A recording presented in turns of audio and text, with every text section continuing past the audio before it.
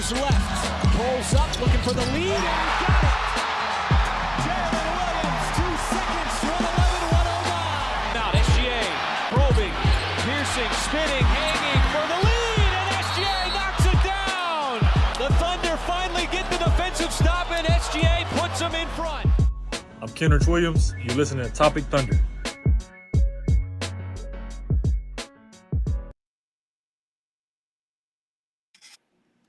And welcome back, everybody, to another edition of the Top Thunder Podcast. I'm your host, Dylan Hunzinger at Thunder Chats. We're part of the Believe Network, and this podcast is brought to you by BetOnline.ag. Now that that's out of the way, I've got two lovely gentlemen with me. First of all, we got the man, the myth, the legend, the one, the only, the Alejandro, coming to us live from Gotham. I guess he's at GCPD right now. Alex, how you doing, sir? I'm good, man. I'm good. Just we're 2 days away from the trade deadline, man. Just excited to see what happens. I'm waiting for that next domino to drop. It feels like a big one's about to drop, and I'm just waiting for it to drop. Yeah, see, like according to the news, there's some big dominoes left to fall, and some have already fallen as well since the last time we plotted. But before we get to that, we got to get to the producer extraordinary as I crack open a ice cold Dutch pepper. The tyrannical one, the cockroach connoisseur, no more, Matt Tierney. What up, Tierney? I'm good. Oh, sorry. Forgot to hold my mic. Oh, I thought you were about to break some news. No, I was just trying to. I'm multitasking. I'm good. Speaking of trades, did we have like any? We last potted Friday, so anything happen in?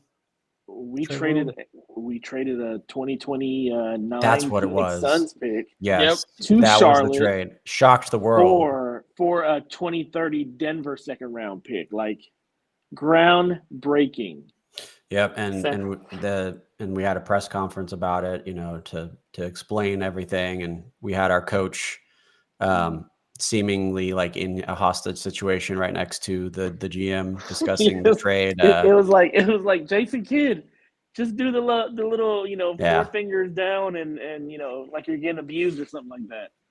Yeah, and for Andrew Schlecht made a great point about this. The to do this breaking Doncic trade on Aaron Wiggins' night of all nights.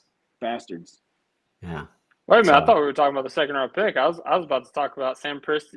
Yeah, I kind of broke the fourth wall streak there. Of trades like forever. It just keeps extending. There's a seventh grader out there.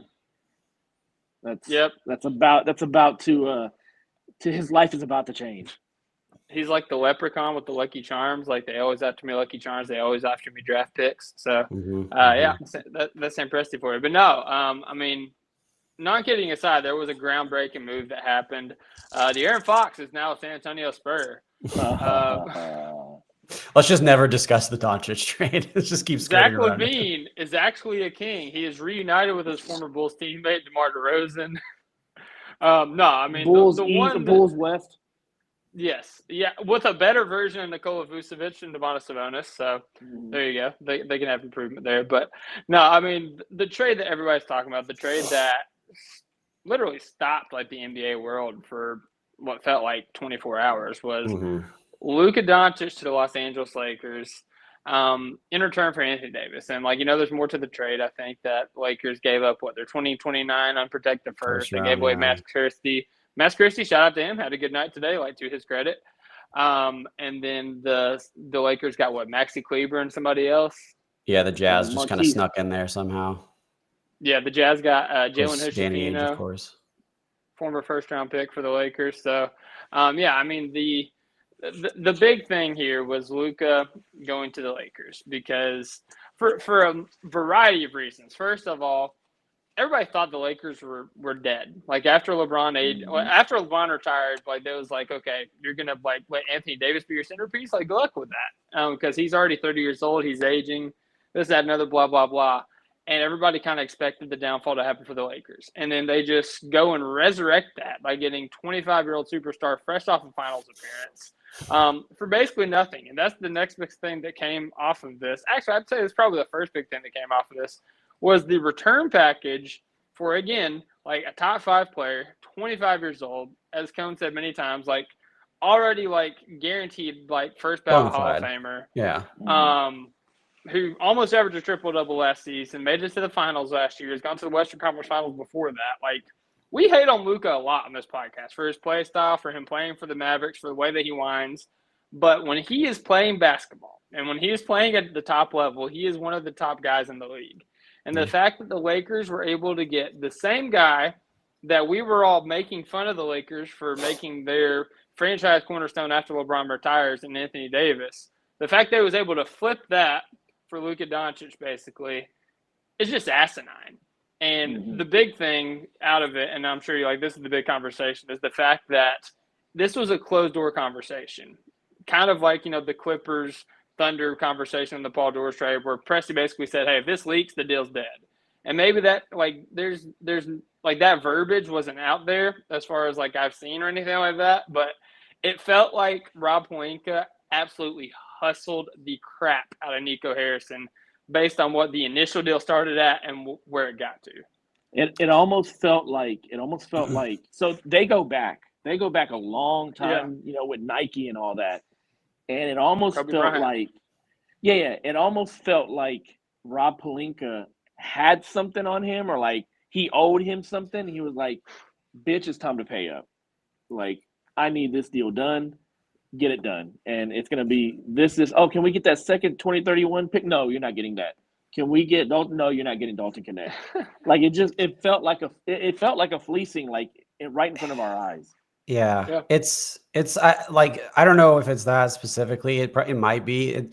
I don't think we'll ever know the real reason why, because I don't think so, because like there's nothing to me that can be justifiable in what they did, that like, if you are Nico, you as a billionaire want out there, because to me it seems like a big like skeleton in the closet, or it's some like motivation. I know he's like involved in gambling and stuff like that, but what we do know is it's not that like Luka was overweight, and like, if you still think that is the reason, is crazy.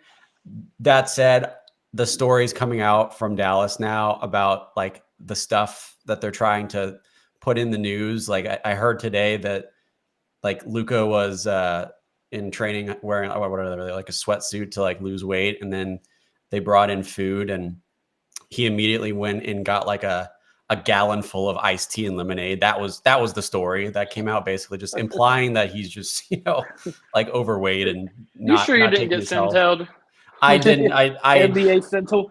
I can find the source. It's the thing is, it's not a real, like, that story isn't real. That's just what Dallas is wanting to put out there, to be like, this is why we did it. Which at that part I think is funny. But I do generally think like it doesn't make any sense unless it is something pretty incriminating or pretty, I guess you could say, like, morally just unjustifiable. And if like the gambling, like trying to propagate some type of gambling in Texas or even LA, if that's like why he's doing it. There's all sorts of tinfoil hat conspiracies, but I think is this the worst trade in any sport ever? So short term. I want to push back. I want to push back a little bit on that question. Uh-oh. No.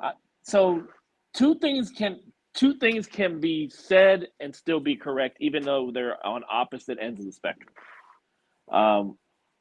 We are getting into an age now, as this salary cap keeps going up and keeps going up and keeps going up. We're getting to the point now where, like, you're starting to see players that are going to start making 70, 80, 90. I'm pretty sure in the next 5 years, we'll see a guy that hits maybe $100 million a year in salary. And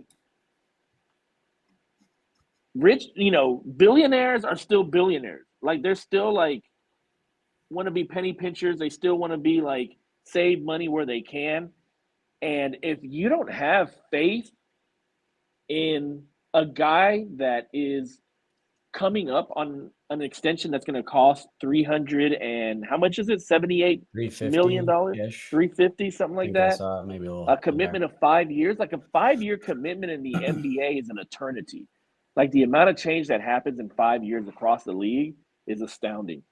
And so for you to look at somebody and maybe not necessarily trust them 100%, I think this may not be the last superstar that we see this happen to. Now, Dallas screwed him, completely screwed him. I think the counter argument to what you're saying of like, you know, if you don't fully trust somebody to be your future, you know, franchise, why would you pay him that much? And I think that, but I think it's like every one of these arguments basically kind of boils down to, but it's Luka Doncic. Like he's a top 3, top 5 player at 25. And on top of that, with the money thing, Luka, like his jersey sales in Europe and in America are crazy. They lost so much money by trading Luka away for AD. Their jersey sales, their like popularity, their revenue has to be plummeting. Like they lost a lot of marketability. Yeah.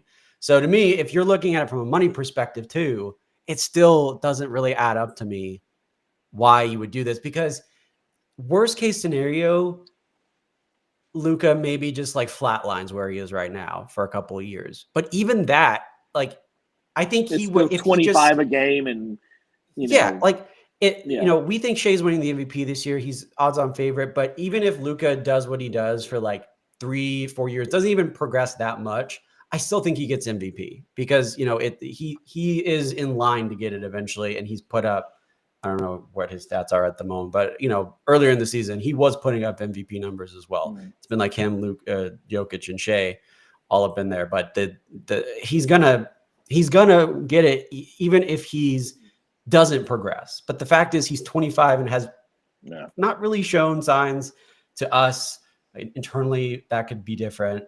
But even then it's like there's that doesn't make any sense as to why you would just not only give up a 1 in a million, 1 in a billion type player that a lot of franchises don't ever see in their lifetimes, but also a player that's very marketable, very worldwide, very well known.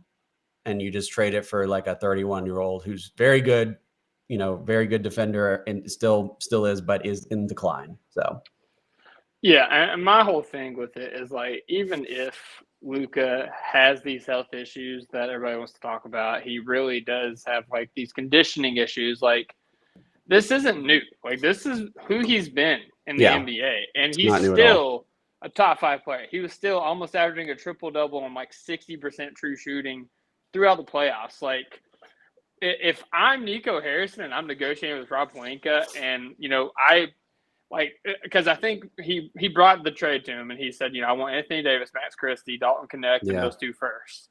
And he walked him back on the 2 first and Dalton Connect, and, you know, settled with Max Christie in the 1 first, and then they got a second back, which is just nuts. But if I'm Nico Harrison and they're like, because he said that he was able to walk it back because of conditioning concerns, like, yeah, those conditioning concerns, why don't you go watch back the film in the Western Conference Finals? Go watch back what he did to the Minnesota Timberwolves, because like, he played good against the Thunder. He almost averaged a triple-double, but he was bad, like, efficiency-wise. Like, the Thunder did a really good job of defending him. Like, we've said a million times, like, it wasn't necessarily Luka that beat the Thunder in the playoffs. It was the role players. But you can't say that about the Minnesota series. Like, Luka 100% carried them, put the dagger in them, ended them, carried them to the finals. And the finals was a different story. Like, the Celtics were a buzzsaw. Like, they were meant to win the NBA championship last year. Like, the story, like, it was written in the sand in the regular season, and it carried on throughout the playoffs. Yeah. But what he was able to do in the Western Conference Finals, like, alone by himself, was like that's enough of a sales pitch that you need. Like, also, like, mother effer, like, you're trying to get me not to talk to anybody else in the league. Like, do you know what I could get if I just say, hey, Luka's available? Like, no, I'm dead serious. Like, send me your best offer. You have 24 hours. Like, do you know the type of offers you could have got? That to me is the other part that's just like, that does feel like there's something behind the scenes with Rob Pelinka, like what Alex said, because you just there's no reason why you wouldn't shop Luka if you are actually concerned about his whatever. You get him, and you get like the Thunder got a treasure chest of picks for Paul George. And no offense to Paul George, he's not a bad player, but he's Nowhere not near. Luka. He's nowhere near Luka. Just so if you just like extrapolate that, just imagine what the Mavericks could have gotten. And as a Mavs fan, that's probably what sucks the most. Like, oh my gosh, the Luka part is devastating. Obviously, you have to just like now be thinking in your mind I don't even know, just for infinity, the what if of what we could have gotten and where our franchise is going to be now in the future because of what Nico did. I've seen so many Mavs fans, and I didn't seek it out, but I did see Mavs subreddit is just the most depressing place on the internet, right? It's just like, I do feel bad. I'm not trying to like, rub it. No, It sucks. and But I mean, what do you do if you're a fan of that team now? and there's a little bit, as much as we dislike Dallas fans, as much as we dislike the Mavericks, there is a little bit of kinship in knowing that we went through that. It wasn't self-caused. In a way, yeah. It wasn't self-caused. It wasn't your own team's front office doing it, or your own team. It was, a player, the magnitude of Luka leaving on his own volition. Whenever everything was kind of trending towards him staying. And then and not only that, but going to our primary opponent that we wanted to beat so badly, and going to their team. There's so many levels to this, man. Like, so many devastating parts. Like, the fact that for us it was a player, but for them it's their GM that did this. Yeah, that did it. Yeah, it's just it's so different. And you got to still see his ass in the you're stuck with him every day from here. You're not getting rid of him. He's still making questionable moves even today. Yeah, that trade doesn't. Yeah, there's a couple things for Dallas that I feel bad about, for the fans. I mean, so number one, like, this team could be okay for this season, like next season, or like just this season. Like, Anthony Davis is not a bad player. Anthony Davis is a damn good player. He's great. He's a top he's 10 still player. In his prime. Yeah, he's still in his prime. Kyrie, he's still Kyrie. But my thing is, as a Dallas fan, like, what did you do for our future? Very bad things. Very bad things. Number one, Kyrie. If Kyrie is any sort of like pissed, or any sort of like, I'm not winning with this team, I'm only getting older, I need to think about myself, he could opt out this summer. Yeah. He could be gone this summer, this offseason. And Kyrie and AD are friends, but if Luka didn't know the trade was happening, Kyrie didn't know the trade was happening. And you have to be as Kyrie and his base have to just be like, okay, this isn't where we're getting out of here. We're not necessarily requesting a trade, but we got our foot in the door now, because this is we're scared of what Nico's going to do next. Yeah, and the thing is, like, if you knew you wanted AD, like, if that was the guy you had set out for, like, the whole defense wins championships things, like, we believe he gives us the best chance to win a championship this year, whatever. Like, if you were dead set on that guy, at the very least, opening it up to the league drives up the price. 3-team trades, just mix it up. If Pelinka's not willing to throw in that extra first, or Dalton Connect, or both of them, like, okay, like, I'm gonna go, like, okay, like, they sweeten the pot over here, Like, if you really want Luka Doncic, like, if you really want the guy, the heir apparent to LeBron in LA, like, step up to the table. Like, it's not gonna hurt you to give up those pieces. It makes no sense why Rob Pelinka was in the driver's seat. It makes no sense, because if Rob Pelinka hangs up the phone, Nico still has Luka Doncic. He still has Luka Doncic on his team. Like, what? Yeah. Like, what? How did he get how did he presumably direct this trade? It doesn't make sense. So their future is effed completely. It's effed. Like, they don't have any picks until 2031, 2030, I think, as far as their own picks that they control. And I then saw the they have a one, pick this year, but it's bad. It's probably yeah, not gonna be good, as far as and then the one pick they got from LA, if Luka works in LA, that pick is going to be in the 20s. That pick is not going to Yeah. be a pick that you can build off of. Okay, so that's number one. The other way that they kind of screwed themselves is Bill Duffy, Luka's agent. He's pretty big in the league. Like Bill Duffy is Jalen Williams' agent. He's Chet's agent. Like he's pretty big time in the league. And so when you screwed Luka, you screwed his agent also because they get a cut of every player's, salary and things like that. Agents don't forget that. When you talk about dealing with front offices and dealing with agents and players, players don't deal with front offices directly. It's their agents that deal with it. And you're going to have, as long as Nico Harrison is in the Mavericks front office, number one, Dallas has never been a free agency hotspot at all. Dallas is a big city, yes, but it's a landlocked big city. And so it doesn't have the same cachet that does LA, that does Miami, that does like a New York, places like that. Even Houston is closer to the water than is Dallas. So that's number two. Then number three, and this is what kind of pisses me off, is okay, you traded Luka to LA.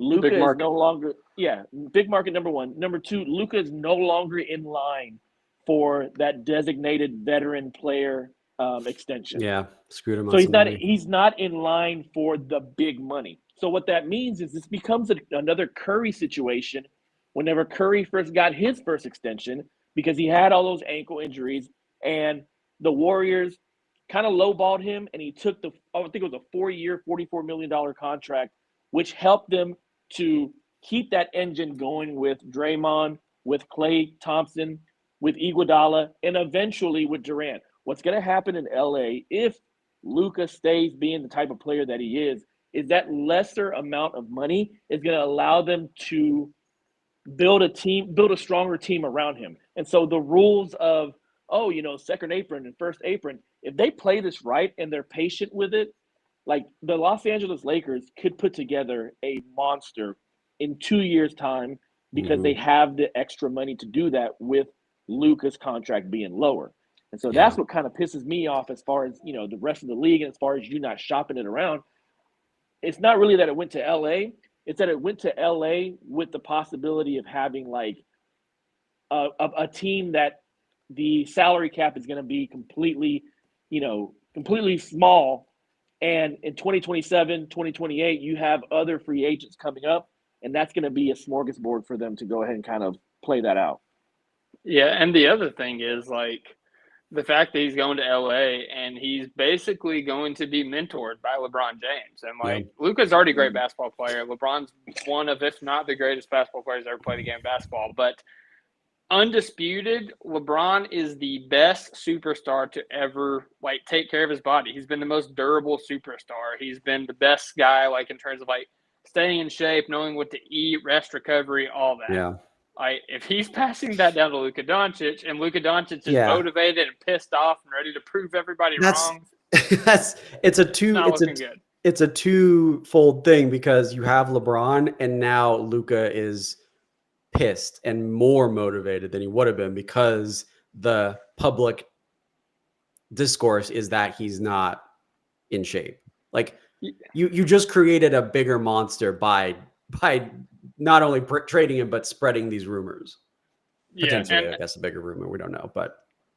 And I'll say this, like, we'll get into like how this affects the West, like after we go over the Fox and Levine, because that affects the West as well. But I don't think, like, spoiler alert, I don't think this changes much for the Lakers this season. I actually think it makes them worse in the short term if they don't get a big man. But all the rumors are out there, like Kessler, Nick Claxton, Miles Turner, like they're going to try to get a big man. So I think that they're about the same this season. Obviously, the future is going to be better with Luka and, the cap flexibility and everything.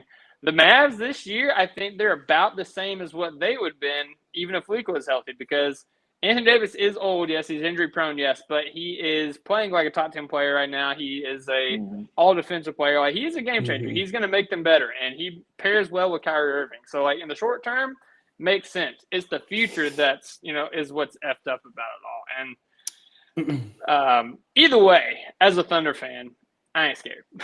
To pivot this to the Thunder a little bit.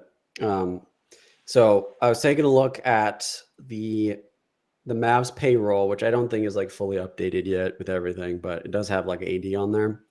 So AD does have a player option in his final season, which would be 2027-28. He'll be 34, I believe.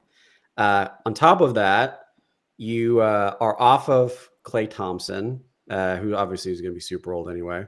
You have basically your two other guys that, will be in their like prime years at the 2028 season are, PJ and Gafford, but you've also got like THJ and Kyrie. Both of those guys are Tim Hardaway Jr.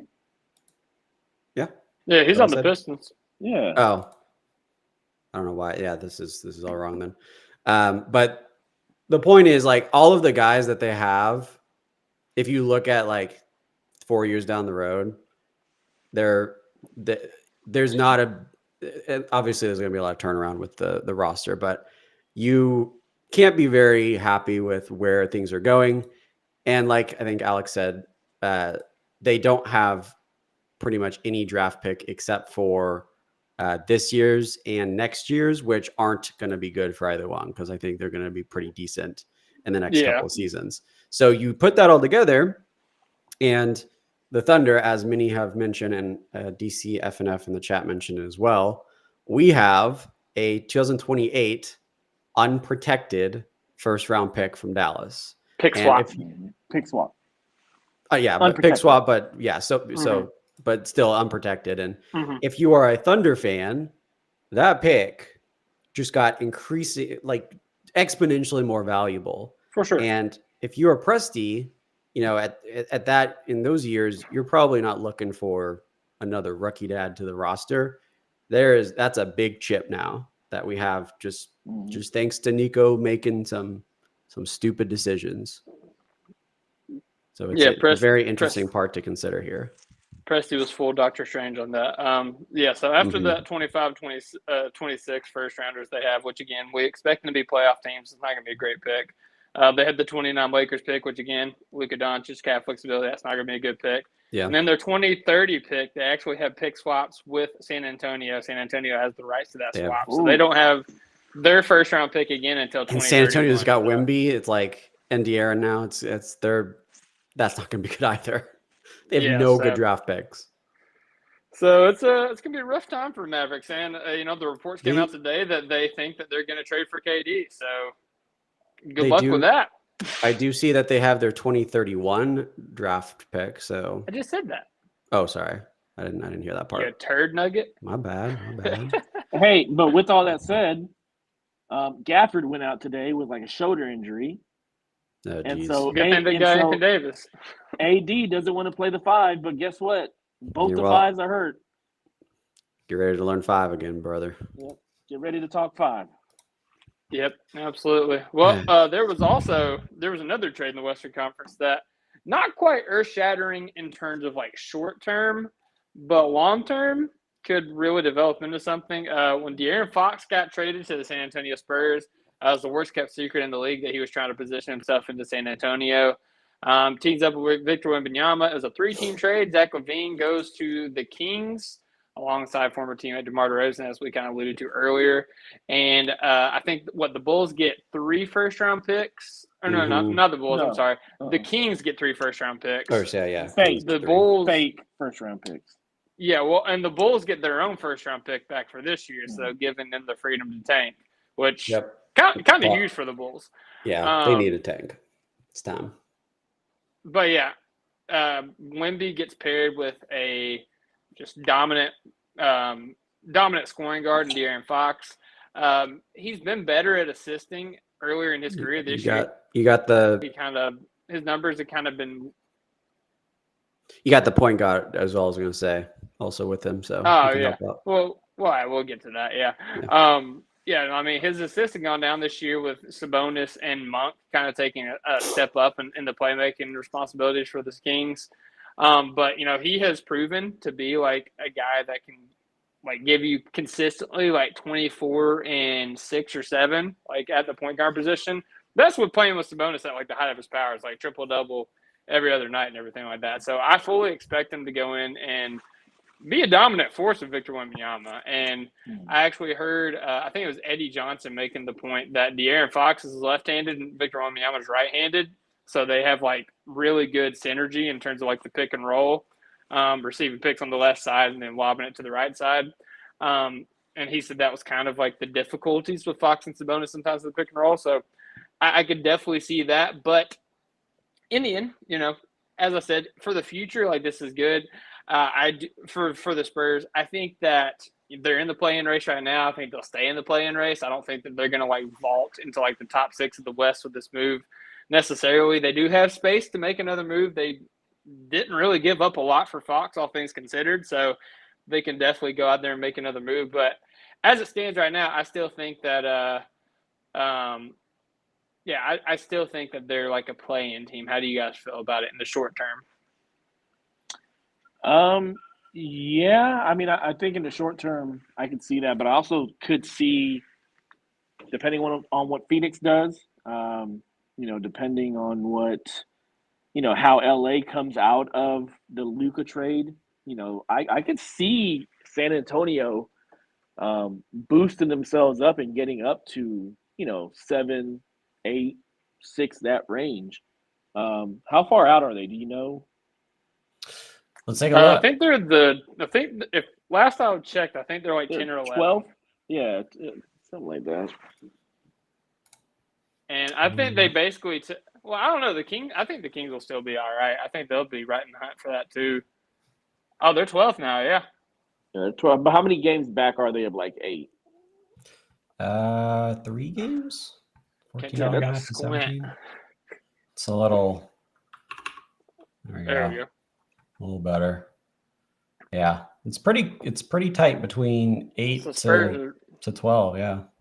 So a 5-game win streak, a 4-game losing streak by another team, and they're moving on up to the east side.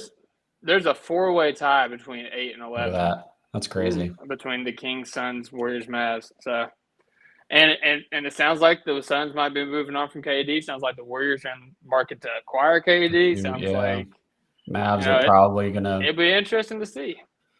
Yeah. Yeah, the Grizzlies also. I did not realize the Grizzlies leapfrogged the Rockets. Rockets are kind of on a little bit of a skirt downward. And they lost tonight. You see how they lost tonight? Nets hit a 3-pointer with like 5 seconds left to pull within 2. They lost to the Nets. Then they botched the inbound. D'Angelo Russell gets it, shoots a 3-pointer. It goes in. They go up by 1, and it's over. That's tough. Yeah, that's very tough. Wow.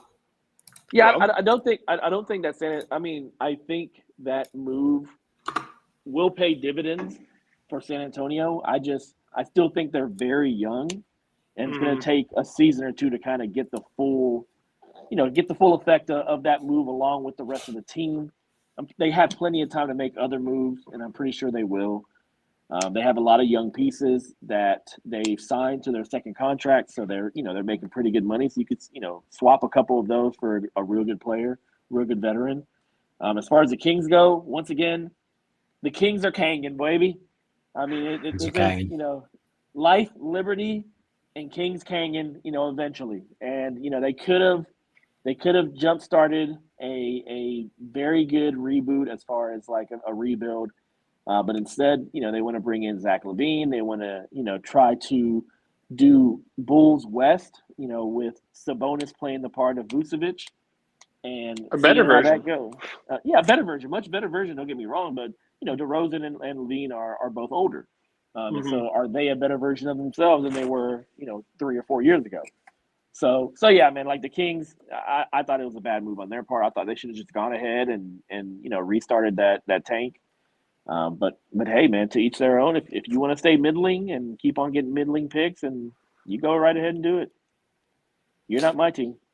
Yeah, we take advantage for that as Thunder fans because we've really never been consistently in that middle ground. We're always, it's like there's a clear path that we've always been able to see, and not every Towards the franchise bottom or has towards that. the top? Yeah, you just pick one of the extremes. So Yeah. I'm happy for the Bulls. I'm glad they're like tanking. They needed to do it, and yeah, I mean the Spurs.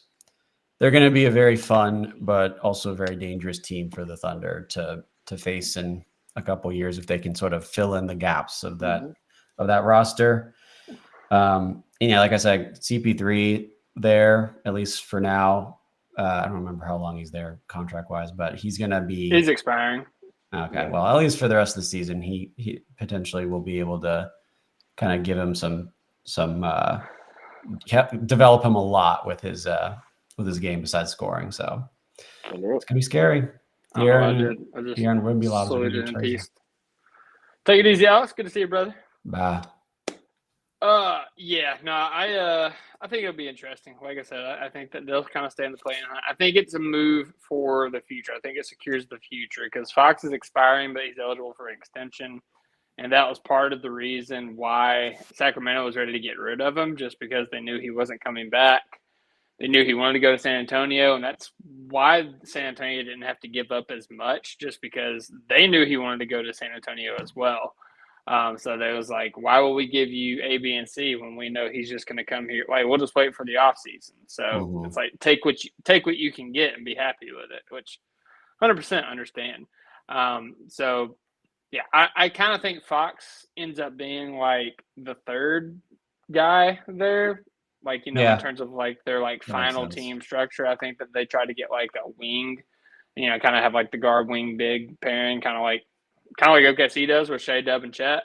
Right. And I think that that's how they approach it eventually. Who that ends up being, I don't know. I mean, we'll see. I don't think it happens this season. I think it might happen in the off season or maybe next trade deadline. But they're definitely on the right track. Whenever you can lock down a guy with the talent of De'Aaron Fox, to pair with Victor Wembanyama for at least like the next 5 years, it's a win. It's a huge win for him. Let me see. How old is De'Aaron? 27? That's actually a little bit older than I thought. De'Aaron at 27. So yeah, he's a little bit older than Shea. A little bit different timeline than Wemby, I guess. But you still can get. If Wemby is gonna, develop as fast as we think he is, it's still, yeah, like you said, about a 5-year span you've got.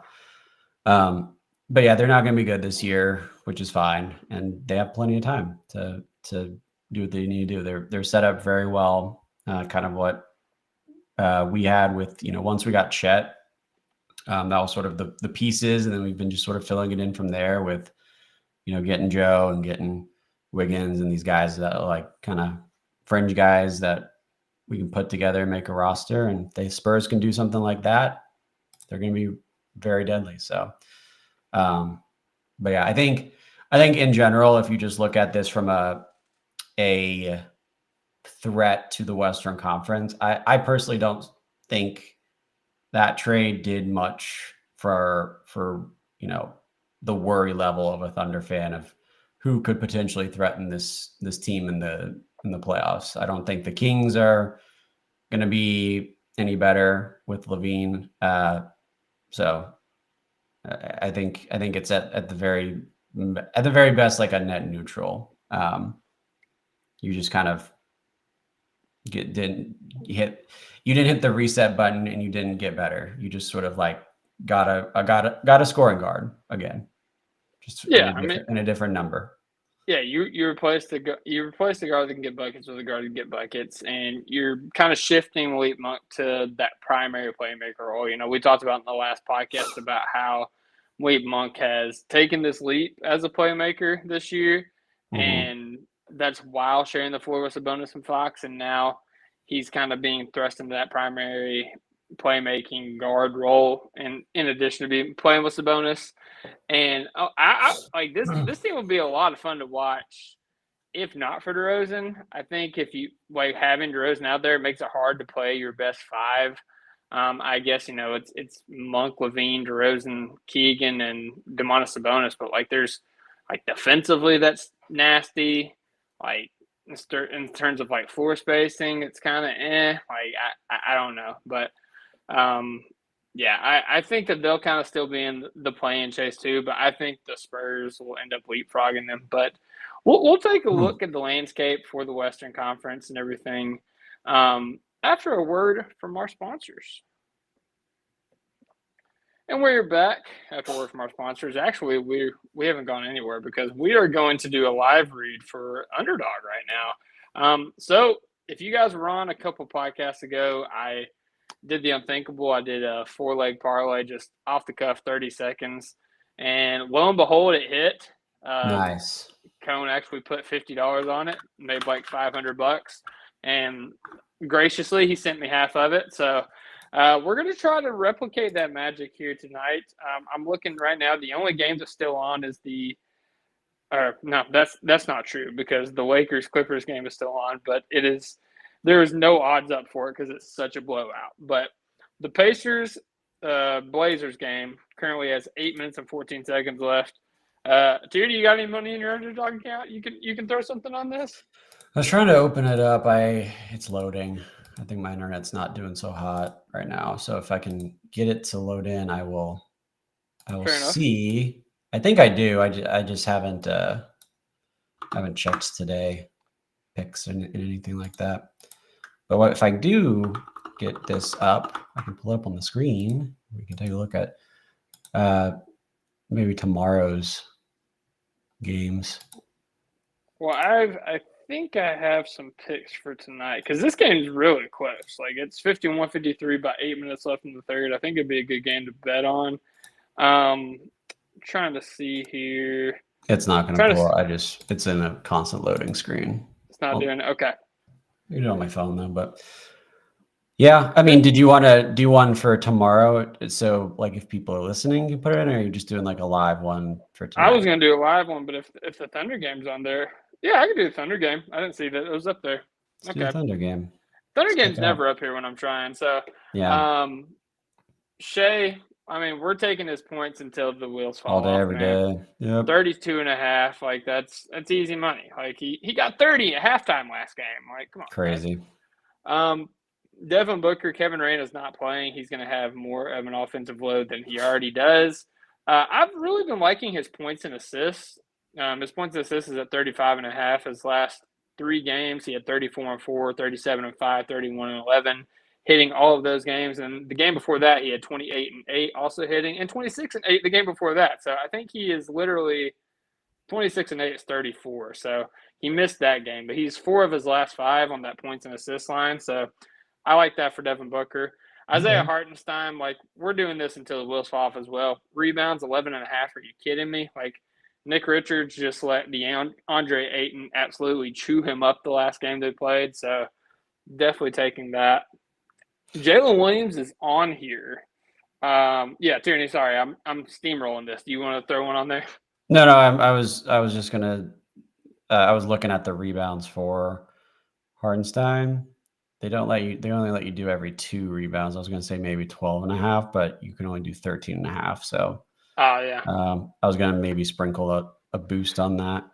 But I've personally been doing rebounds and assists for iHeart. I don't see that up yet, but if it's up later today, I think that'd also be a good pick, or tomorrow. It's also good because he literally had like 6 assists his last 3 games, except for his last game he had 3 because he only played 5 minutes into the third quarter. Yeah, he's very consistent with both of those things, so definitely can lock that in if it's available. Bradley Beal's point line is interesting. It's 18.5. KD's not playing. Beal's going to have more of an offensive load. His last 4 games, he's at 25, 13, 21, 17, and 9. So he's literally all over the place. But if you think Booker's going to have assists, then, the guy who's going to be shooting is Beal. They're going to have a shot. Let me look at Ryan Dunn. Yeah, Ryan Dunn. Remember everybody was talking about Ryan Dunn at the beginning of the year, like, oh my God, he can shoot now. Like he's best pick in the draft. And what a fun time that was.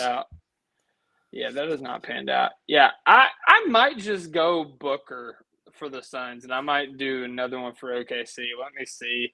He's not on here right now, but is Dub available? Has he been listed as available yet, or is he still? He's questionable. Okay. because his line's on here. So I'm like, if he So is the available. cool thing about Underdog, though, is if you play somebody and they don't play in the game, they will avoid that pick. If you play somebody and they get injured in the first half, they will rescue your pick. So they will basically, I think they'll just cancel out your parlay and give you your entry back, which isn't as cool as just like, just taking that away and still, winning the remainder of it. But, at least it's not a total loss. Like I've had many parlays missed because somebody got injured. Like literally 2 nights ago, Colin Sexton got injured like 3 minutes into the game. Or maybe it was last night. I'm not 100% sure. But I had like a 20-leg parlay. It was the only leg that missed. So absolute bullcrap. But that's besides the point. Yeah, I mean, Dub's line's only 21.5 points. His last 3 games he played, he had 26, 24, 33. Suns don't really have anybody who can guard him. I think that he is starting to come into his own as a scorer. I might go Dub point, Shea point, Hartenstein rebound, Booker points and assists. I like if that. I'm doing a 4 pick. You want to – well, I was about to say you want to throw in a wild card, but there's not many options on there right now. Yeah. I was going to say, if we really wanted to get crazy, you're interested in a boosted Shea point line above what it currently is. See, I worry about that with Kevin Durant not playing. I think it might be over in 3 quarters. That's the problem is, do we think the Suns team can keep it? That's so funny that this is like, we're worried about if Shea's going to play 4 quarters. It's real. But that's the reality of what we're seeing this season. I think Ray don't Barr know. tweeted out that Shea leads the league in 4th quarter sat out. Yeah, I looked it up earlier this season, and it's remarkable how little 4th quarter minutes he plays compared to like anybody else in his range of skill.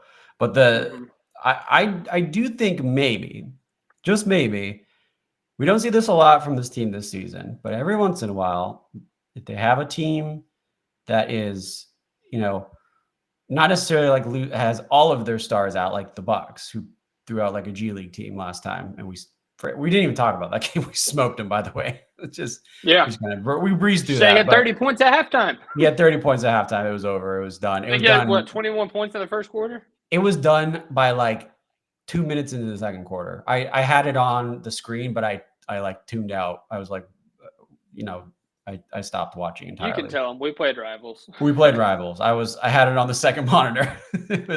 I was not paying attention. But I do think, compared to this Suns team that, obviously has their number 1 guy out, but still has star power that can go off, it is possible we get a closer game and the Thunder maybe play a little bit down to their level. If that's the case, I do think, because I think the Suns are going to score a lot, I do think Shea 40-point game is out there, and it's potentially valuable because the best value picks are the ones that people don't see coming. So just wanted to toss the idea out, see if you're interested. If not, that's fine. I'm good with that 4-pick parlay as is, and we can ride it. Yeah, I mean, hey, I would probably play it safe just because you are doing 4 picks. Because that's we're getting most of our guys back. I think Queso's still out, but Caruso is confirmed back. Jalen Williams is questionable, but I think he's leaning a return. Maybe with Kevin Durant not playing, he doesn't play, and that makes it a little bit closer. But I mean, I don't know, man. I think when this team, specifically when they have a big man, Isaiah Hartenstein, Chet Holmgren, they're just a different animal. And the Suns already have big man issues. Like, they had to go trade for Nick Richards, and I love Nick Richards. Shout out, Kentucky legend, whatever. But he's getting bullied on the boards by Isaiah Hartenstein. Like, I'll go ahead and tell you. He's not going to be a guy that's going to deter Shea getting to the rim. I just think it's going to be – I think it's going to be a blowout. So I'll do that. So I'll do that for leg parlay that we just said, but I'll make a separate one for the Shea line. And so This one I'm going to do – so since it's not out yet, I'm not going to put it in yet, but assuming it's out, the Hartenstein rebounds and assists over whatever that line is, just take it blindly. Shea over 39.5 points, and then one of the Suns ones. I think Beal, between the two Suns ones you mentioned, I think Beal points I probably pick over those two. So I'm going to go Beal over 18.5, 3-leg parlay. But one of those legs is a little boosted, so should be about the same odds. I'm with it. Sounds good to me, man. Love it. Let's go win. Let's go win tomorrow.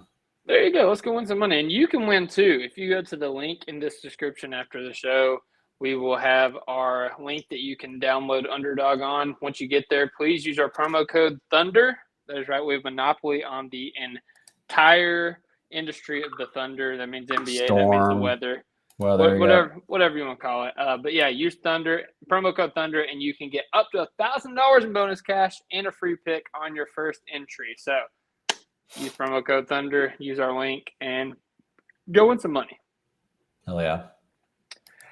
But we are back officially now from our break here. So yeah, Tierney, we talked about the trades. We talked about a little bit about what this means.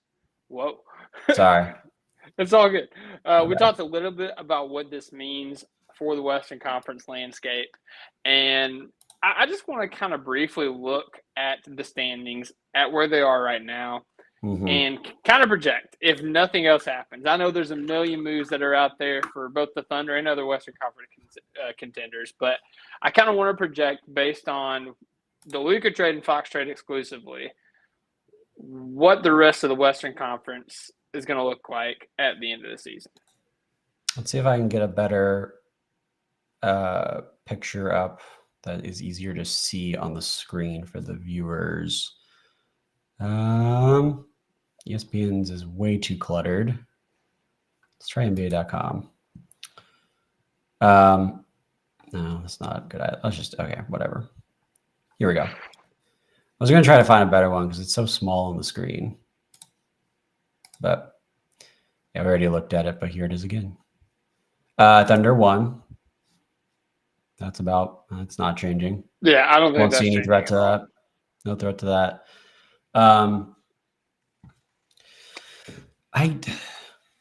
Rockets Grizzlies is interesting because neither one of those teams feels like a 2 seed. Is that crazy? I mean, the Rockets have played a lot better this year than I would have gave them credit for at the beginning of the season, or that I did give them credit for at the beginning of the season.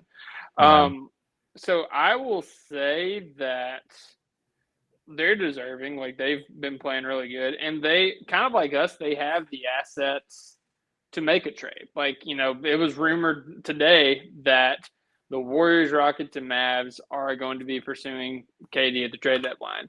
And the Warriors, you know, makes sense. They have Kuminga, they have contracts, whatever. The Rockets, again, they have young players, they have contracts, whatever. The Mavs, it doesn't make a lot of sense, but that's besides the point. Like the Rockets, I could actually see that happening, and I can actually believe that. So they have avenues to get better. The Grizzlies theoretically also do. They have some young guys they've drafted well, but they don't seem willing to get rid of some of those guys. Yeah, it doesn't seem like they're making any moves. So I don't think they get any different. I mean, Zach Edey is, you know, been better, I guess, than some anticipated, and can still potentially grow a little bit. You got Desmond Bain, you got why am I blanking on the other? John Morant, Jaren Jackson Jr., all-star. I'm thinking like the younger guys. Jalen Wells. Wells, yeah. They have Jalen Wells. They have some good like Gigi Jackson's supposed to be coming back soon. Good development there. So I guess they could get a little bit better. Here's what my thought, regardless of like trades or whatever the case may be. I mean, the Nuggets to me still feel like a 2 seed. And I think I'm trying to see if I can go back and look specifically what their record was to start, because I think their overall record right now is a little bit misleading if you don't factor that in. So they were not far back. What's their record here?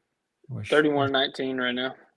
No, I was trying to look at like their first 12 games. So they went, I guess I have to count this by hand. They went 7-5. They lost 3 of their first 5 games, went 7-5 over the last 12. So like, that's a little bit over 50%, and now they're at 62%. I think they're just going to keep steadily climbing, and even if they don't make a trade, I think they're a good enough team around Jokic to be a 2 seed. So it just feels like the Nuggets are the 2 seed with just how out of this world Jokic is playing. You don't really need like an amazing roster around it to get that spot, because the rest of these teams, like Grizzlies and Rockets, both I think have been playing good, but that, like, the Lakers, I don't think they got any better. The Clippers are kind of just, I don't think they're that much better or getting that much better unless we get something back with Kawhi or PG that I missed. I don't really see them climbing the standings. Nobody on this list that we're currently looking at for the standings really feels like they're going to be a threat for the 2 seed, except for the Nuggets. So you look surprised, Dylan, to something. Yeah, I saw. I don't know what actually happened 100%, but I saw somebody tweet out LeBron is down, and with the graphic, the Lakers are up 21 with 27 seconds left in the third quarter. I don't know how serious it is. It's just a picture of him laying face down on the ground. So hopefully he's all right, but that would be extremely unfortunate for the Lakers. But yeah, we'll see. We'll keep you updated on that situation as we go throughout the pod. Yeah, I think predicting actual seeding is kind of hard. So I think the easiest way to do it, and I kind of tweeted this out too, would be kind of putting them in tiers. So like, I definitely think the Thunder are a tier on their own. Mm-hmm. I also feel pretty comfortable making the Grizzlies, Rockets, Nuggets their own tier as well, like in that next tier. You can order those like any way you want to. I feel like they have a nice mix of star power, veterans, deep roster, playoff experience, everything. Not playoff experience with the Rockets so much, but you know what I mean. The next tier, I feel like you can almost just separate it right there, like as is with the Lakers, Clippers, Timberwolves. Like, I don't think the Spurs.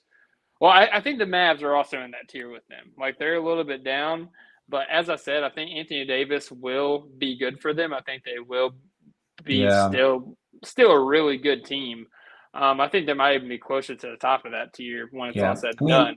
They didn't give up a lot of depth either. It's just not at all. They still have all of their same role guys, and like AD and Kyrie.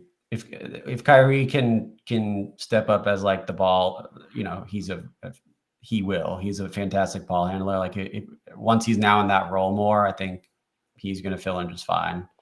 So yeah, I agree with that. I guess I'm still have a bitter taste with the Luka trade, so I wasn't really thinking about it. But I do think they could climb up a little bit from where they are right now. Yeah, so I think the Mavs, Clippers, Timberwolves, Lakers are kind of in a tier as well. From there, I would say, Kings, Suns, Warriors, and then Spurs. Like, I think that they're kind of in a tier as well. I think if the Suns can get healthy, they can separate themselves. If they maintain Kevin Durant on the roster, I think if the Warriors get Kevin Durant, they can kind of maintain themselves amongst that pact. But as stands, I think that those four can be tiered together. And then, of course, the Blazers are probably in their own tier as well as the Pelicans and the Jazz. The bottom three, yeah. Do you think if KD goes to the Warriors, I think that puts them the next tier up. I would put them in more of like the Mavs, Clippers. Well, see, me and Cone was talking about this earlier because, he was kind of freaking out about the possibility, and I was calling him to see if he was going to be on the pod and everything, but obviously he's busy. Like, a lot of crap's going on in the NBA.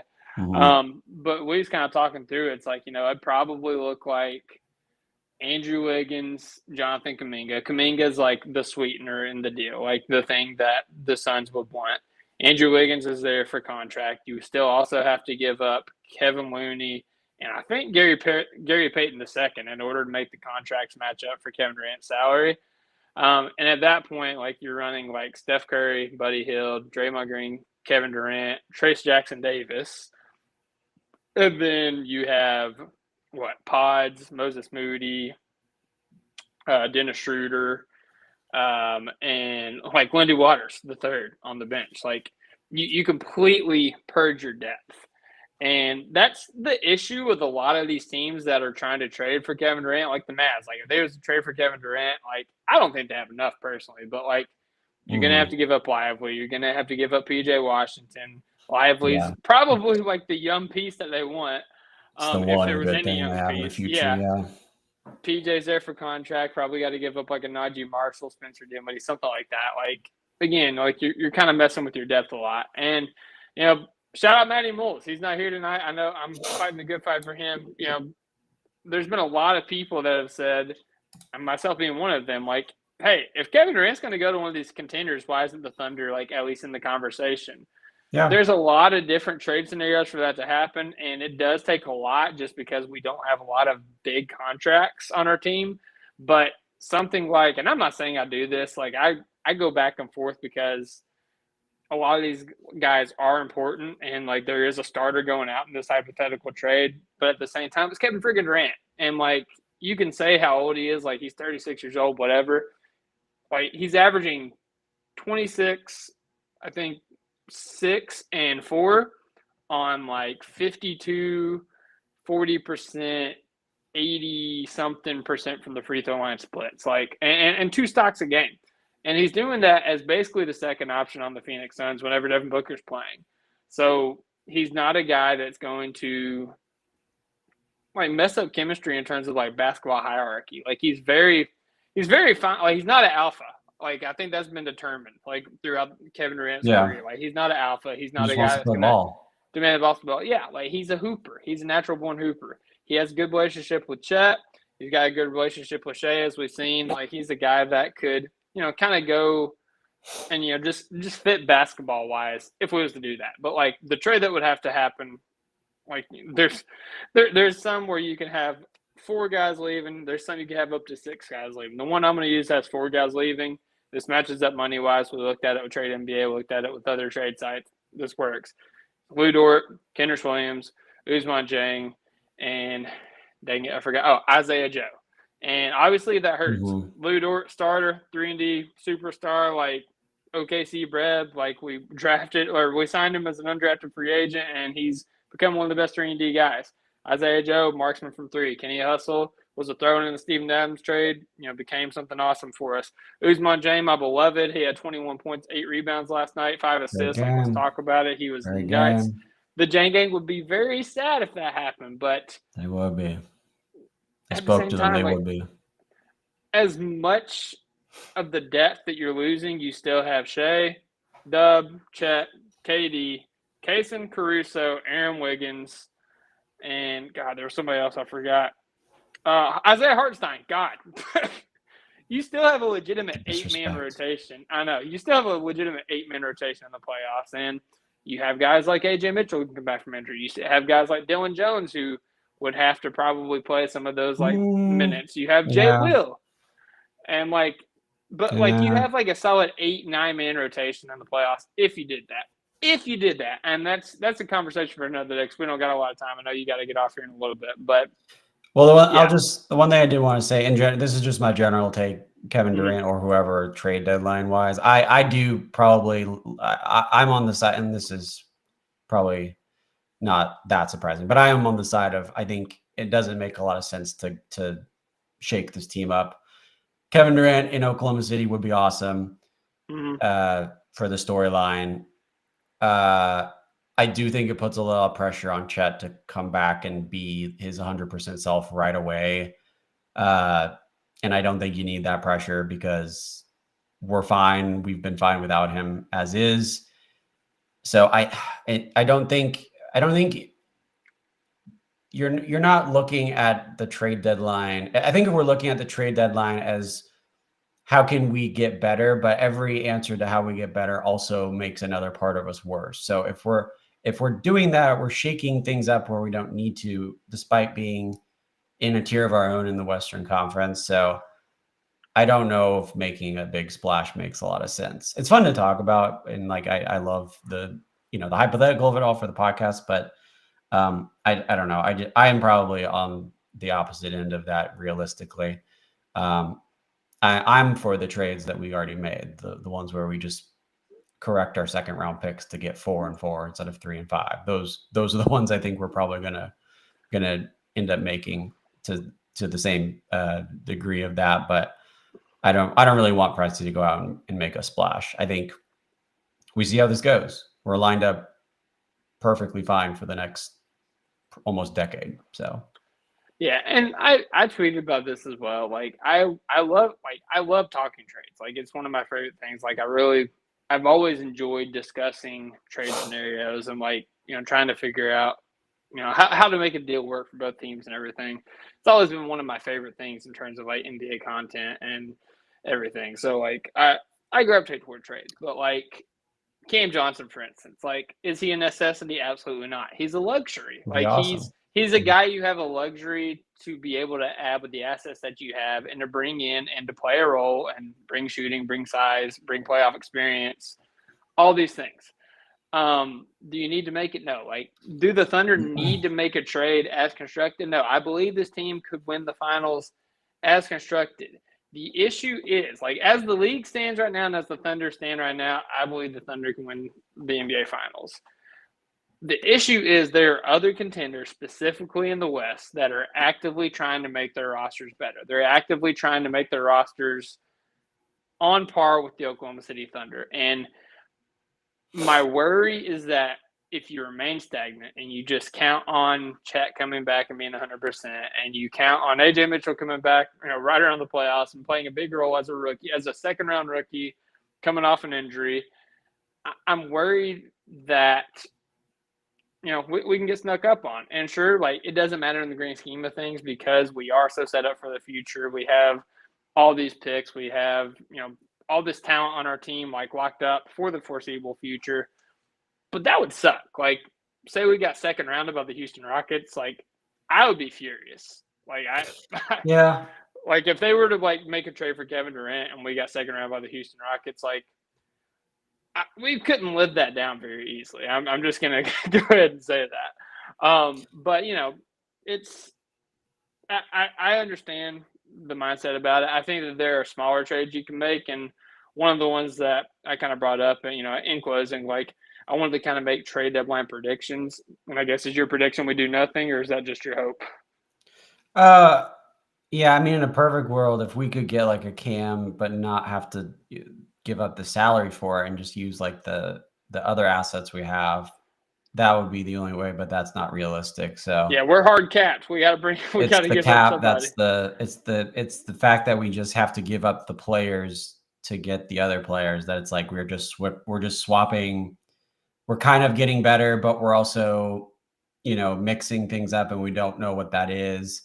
And I mean, I think, to what you were saying about the pressure with Chet and AJ coming back, I think the pressure is more by trading for a Cam or a KD, because you are going to have to gut that a little bit of that depth to do it.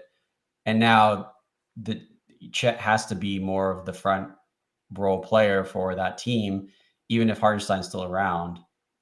They're probably going to be playing a little bit more together. I think it, as it stands, like as the roster is constructed, we have documented evidence that we're okay without Chet in short spurts, which means that if he comes back and isn't 100%, even up to the playoffs, which I think is a realistic possibility, I think first round of the playoffs, we may get like a 95% Chet, which is still really good. And I think that that's great. But I think if you have a KD or Cam and gut that, a 95% Chet is a possibility of like not being just quite enough that you need from him in whatever, however the matchup shakes out. So I think I lean more on the side of it's more pressure on the team, or on the Chet and AJ or whoever is injured at the time, to really come back and step up 100% versus how the depth is constructed now. But that's my opinion. That's why we have these discussions.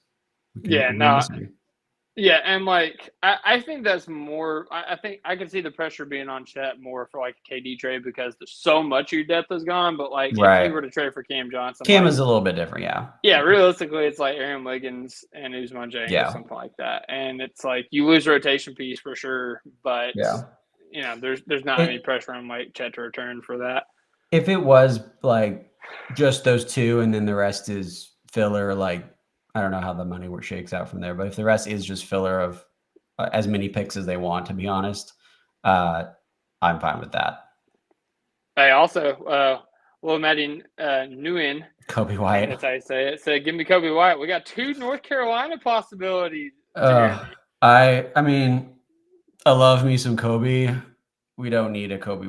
We don't need a Kobe White. I mean, He's a great shooter, but he is a little streaky. yeah, he is Great player though. streaky, but yeah, I don't think we need more of that. I I'd think rather, I definitely think we need an advantage creator, like off the bench for sure. And that's why Yeah, I think people are leaning towards like the Kobe White, Colin Sexton archetype, and I like Sexton more than Kobe White for that, just because he is more of like a get downhill guy, where Kobe White is more of like I'm going to shoot a jump shot guy. But they both have a little bit of playmaking. But the guy that I'm kind of leaning toward, as we get closer to the deadline, actually 2 now. They're both former Thunder players. They both play Boucher, and they're both point guards, and they're both on teams that are either looking to offload them or acquired another point guard. That's Chris Paul and Dennis Schroeder. Like I would love either one of those guys to come in and run the second unit for the Thunder, for the reason that they are familiar with the front office, they're familiar with the coaching staff, they have chemistry with Lou Miche, they have experience playing with multiple guards. Specifically Chris Paul, like pick and rolls with Chris Paul and Isaiah Hartenstein against second units would just cinema be meme. The guy, the cinema meme. Yeah, just Verbal absolute like filleting everybody. Capable shooter, Dennis Schroeder as well. Like he's been like a true volume, like against like when he was on the Nets, like he was like a volume scorer and as well as assists. With the Warriors, his role is kind of diminished. He's kind of like a 10 and 5 guy, which that's all we need. Like, man, if you're giving us like 10.5 assists off the bench, like that'd be phenomenal at this point. And a guy that can legitimately get downhill, a guy that can shoot, a guy that can pull it from mid range, that can create his own shot as well as create for your teammates. Like either one of those guys, I would be thrilled with. And whether it's one of those guys or maybe it's whether it's like a Kobe White, Colin Sexton, or maybe it's a name we're not even thinking of. If we make a move, my prediction is that we make a move for a second unit advantage creator. Somebody at that guard spot to kind of run the second unit because, Dub's an all-star, and a lot of that is because of the position of the team and what Dub's been able to do defensively. Offensively and as a playmaker and as a leader of the second unit, he hasn't quite taken that leap that a lot of people expected him to. That's not to say he won't, but this season we haven't seen it so far. So I could see us making a move to kind of alleviate that off of Dub. And with Chet coming back, having even less responsibility off of his plate. Like Dub could really take a leap in the second half just because he has a weight lifted off of his shoulders, both defensively, being the secondary guy, and running the second unit. So, I think that's my prediction. We try to get like an advantage creator off the bench. Or also, we improve the third big man spot so Jay Will doesn't have to play, which he did play good last night. It was in garbage minutes against a G League team. So no, for sure, yeah. Yeah, we won't say for sure, but that's kind of my prediction. And I will say LeBron James is fine. He is still currently playing. They are up almost 30 points. Yeah, he's playing into the fourth quarter. The video looked bad, but yeah, he's fine. No issues. It just goes to show you, man, he's the most durable superstar. 40-year-old diving for the ball and comes up fine. Crazy. Yeah, most durable superstar in history, and that's the guy that's going to be mentoring Luka the next few years. So There you go. Hope you're happy, Nico. But, all right, guys, that will do it for our podcast. Danny, I was kind of talking with Cone. I think regardless if anything happens for the Thunder or not, like if something happens for the Thunder, we'll try to get a mercy pod and like get Oh, it out yeah, as for soon as sure. possible. For But sure. I think still regardless, we'll probably move our podcast to Thursday instead of Friday, or at the very least have something up on Thursday. Yeah, I had a similar idea. We can talk after or later, but yeah, I think Thursday would be a good, or maybe if we could do it at the trade deadline, that'd be interesting. I don't know if we'll have to figure out schedule wise if we can get that to work, but yeah, that'd be fun. Yeah, we will have some trade deadline content for you guys one way or another. So, with that being said, tap into us on Thursday and Friday if you're in the chat. Shout out to you guys for hanging out with us tonight. Go ahead and leave a comment down below what your trade deadline prediction is for the Thunder, whether you're watching this now or posthumously, as I like to say, but retroactively is what we really need to say. Subscribe to the channel if you have not already. Hit the notification bell so you don't miss out when we go live. Like the video. That would just make us feel absolutely swell. And yeah, next time you hear from us, the trade deadline will be over. Maybe the Thunder makes some moves, maybe they don't. It's all for Sam Presti to say. But with that being said, hope everybody has a great night. God bless, hooping you can, and as always, Thunder up!